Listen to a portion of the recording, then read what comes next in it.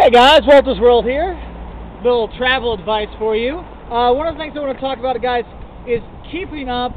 When you're traveling, you want to keep up with news and weather and stuff like that before you go and while you go, because certain things can happen while you're on your trip that can ruin your trip just for things you didn't plan for. One thing, the weather. I'm here, it's minus 15 Celsius, guys. It's almost single digits in Fahrenheit. So, of course, that's going to affect our trip. So, we wanted to go inside of St. Vitus Cathedral up there. We wanted to go and see a lot more things here in Prague, but we couldn't because it was too cold. Okay, I'm here with my wife and my son and my parents. 3-year-old cannot survive, hell, a 33-year-old cannot survive in this kind of weather very long. Okay, I'm freezing making this video. Alright, so check your 10-day forecast before you go and dress appropriately. Pack the stuff the right way. Especially if you're going with little kids, a little tip for them, bring some extra pajamas for them, the long pajamas, because then you can use that as their like underwear, like long underwear. Because we always have a hard time finding long underwear for little kids, so sometimes you can just use their pajamas to keep them a little bit extra warm. Okay? Now, when you check out the weather, of course, it's going to affect what you're going to see, where you're going to go, what you're going to wear, things like that. Also, when you're looking at day trips, you know, if you're looking at the weather, say, oh, it's going to rain tomorrow really bad, sometimes you got to say, hey, you know what, we can't do it. All right? And I know sometimes it's hard if you've been planning this trip, you know, this is your trip of the year or trip of a lifetime, sometimes you have to cut some parts off because of the weather and other things. All right? Now, one thing, keeping up, you want to keep up the weather. Next thing, you want to keep up with our travel issues. Sometimes there's a problem with travel. For example, my parents are flying British Airways back to the U.S. They just had a big threat of a strike, a 12-day strike on British Airways.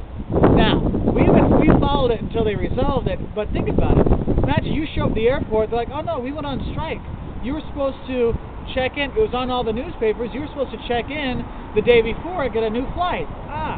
So make sure you're keeping up with any kind of travel restrictions or delays, things like that, because just because you didn't know, or you didn't see it online or something like that, because they may send you email checkups, just because you don't see it doesn't mean they're going to let you off with it, okay? So make sure you're keeping up with that, with travel issues. Also, political kind of thing. Alright, if there's any kind of political changes going on, you always want to keep up with that. And it's not necessarily regime change. Look at whenever there's a WTO meeting or an IMF meeting, International Monetary Fund, World Trade Organization, there's always lots of protests going on, okay? Copenhagen, there were hundreds of protesters arrested, things like that. If you're going there for your family vacation at the same time, sometimes you have to switch.